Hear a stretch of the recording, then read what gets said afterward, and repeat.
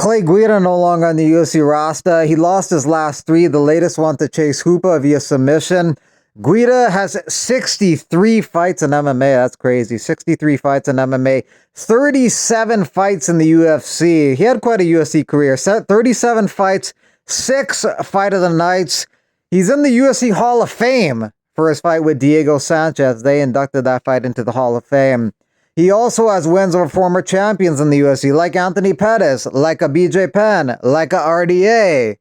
So pretty impressive and memorable UFC career. And yeah, GFL forever. Legends never die in the GFL. I like how Bellator just died and the GFL's just being born on the 24th of this month. It's kind of like Bellator was the place where people died after they retired from the UFC, but now it's the GFL. GFL forever. We'll see you soon, Clay Guida.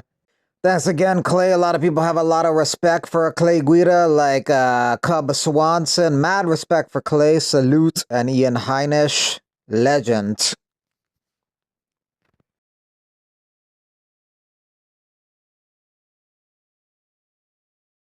Islam Makhachev wants a second belt, but doesn't really like the idea of fighting either Bilal or Shavkat because he knows both of them. So, yeah, I don't know how that's going to work out. Maybe if one day JDM becomes champion, then he moves up. Yuri Prohashka may consider keeping his hands up during this fight with Jamal Hill.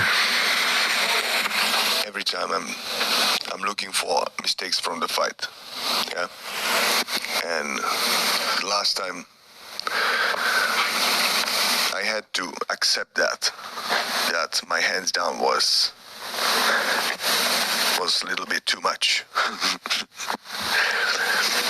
So I worked on all these things to be more effective. I don't want to say like, this is right now I made a change and all these things. And no, just watch me. Just watch me this Saturday.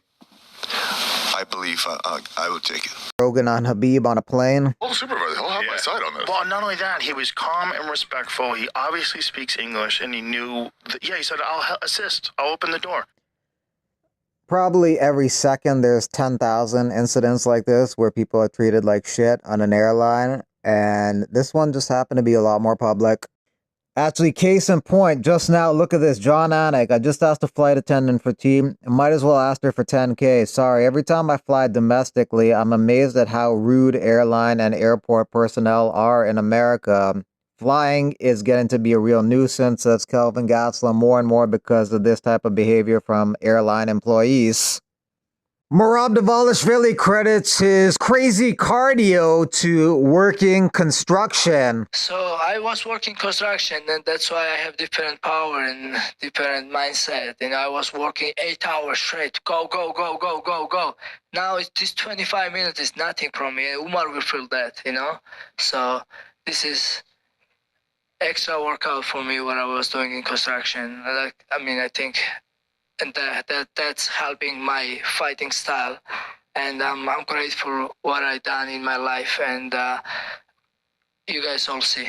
Henry Cejudo has fought Merab, and he gives him some advice on how to beat Umar. Cover distance to avoid kicks, number 1. Number 2, set up the overhand right hand, and number 3, get Umar on his back and keep him there.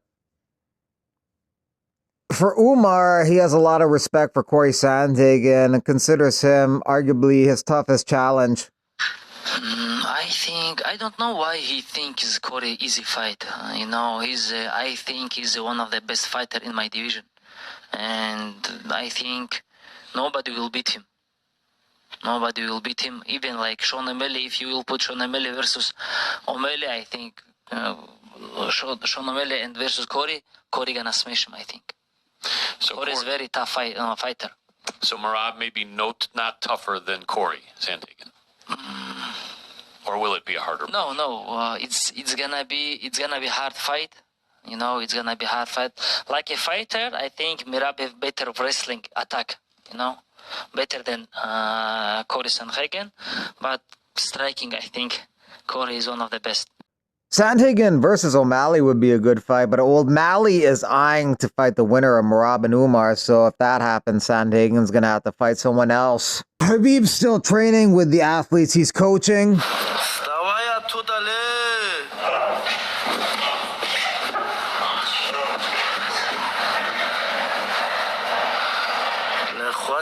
Бояться, вставай оттуда.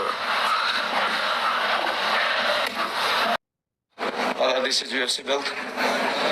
Hey, this is UFC belt. This is UFC belt. You ready for defend this I'm title? ready. Any place? If you're not ready, why you take Anywhere, this? anytime. Why you take this? No, come here.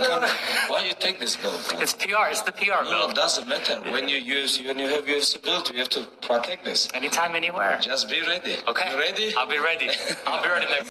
Turkey LL Sheik says, big news coming soon. The deal is set. Ryan Garcia probably fighting Devin Haney again next. That's what the Turkey was saying recently. Patricio Pitbull yet to receive his full unconditional release with the matching rights waived by the PFL. This means if Pitbull wanted to sign with the UFC tonight, he couldn't without the PFL saying that we're not matching this. They told him they'd waive this yesterday, but his team says no paperwork. They haven't got the paperwork yet indicating this. The Dark Side of the Cage on Vice, that series this week showcased Joshua Fabia and Diego Sanchez's relationship, their crazy master-disciple cult type relationship, which culminated in Diego Sanchez buying himself out of bondage, writing a $100,000 check to obtain his freedom. Alex Pereira says, stay tuned. Shama, maybe his next fight, will be announced soon. Maybe Friday, maybe Saturday at the UFC broadcast. UFC 313 needs a main event, so maybe it'll be him versus Magomed Ankalaev. I guess stay tuned.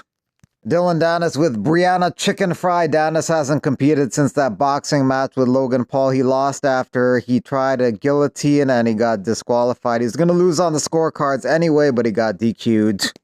Misha Tate hasn't fought in over a year. Her last fight was against Julia Avila. She won that by submission and looked good doing so. It would have made sense for her to fight February 22nd in her home state of Washington and Seattle, but that didn't happen. So I just walked into my high school gymnasium, which I haven't been here in a very, very, very long time, and I'm here for a wrestling duel against Washington State, our old rivals, my old rivals.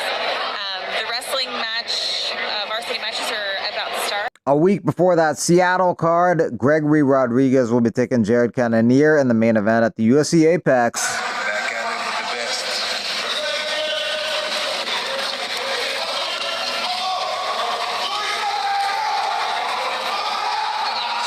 You can be 265 and join the GFL. Holly did not say she's going to box Jake Paul. Others pull out. Kevin pulls up. I love it. Don't get it twisted, though. He pulls out when it counts. I would have liked to see Jan Top scrap in the UFC again. Yeah, he's tough as hell.